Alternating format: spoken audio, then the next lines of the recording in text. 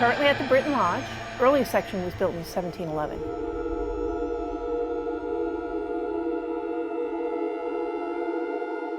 My husband and I bought it to save it. It was going to be torn down. Started doing events, tours, whatever, but it's long had a history of being haunted.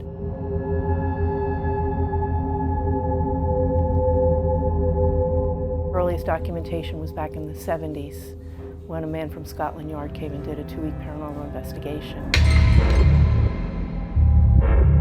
Documented 5 ghosts that were here. Good evening. Welcome to Brinton Lodge. So I'm going to give you a brief history of the house in this room, and then we're going to move around from room to room, and I'm going to tell you about some of the ghostly apparitions that have been seen here throughout the years. I always said I'll believe it when I see it. I have seen one of the spirits. It was a tall black shadow figure, which has been reported to be seen in the older section, the front of the house. A lot of people feel a heaviness, just a very uncomfortable feeling. Just below our feet, Caleb's handyman hung himself from the rafters. So this section of the house has definitely seen a lot of morbidity.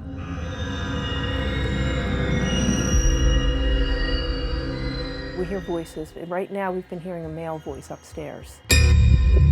Customers, a couple of the guides have heard it. You hear things falling a lot of time. You can't find anything. I mean, I'm talking loud crashes where something fell, nothing out of place. William Penn brought Thomas Millard here in 1711 to build mills, and they built the first home here. They lived here for about 100 years.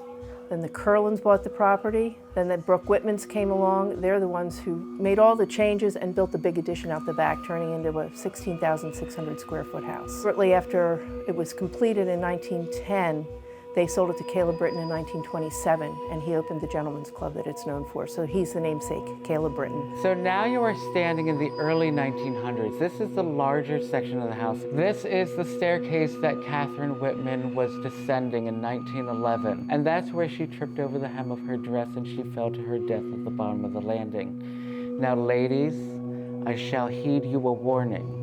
I've had many women tell me that they feel like they've been pushed or touched on these stairs.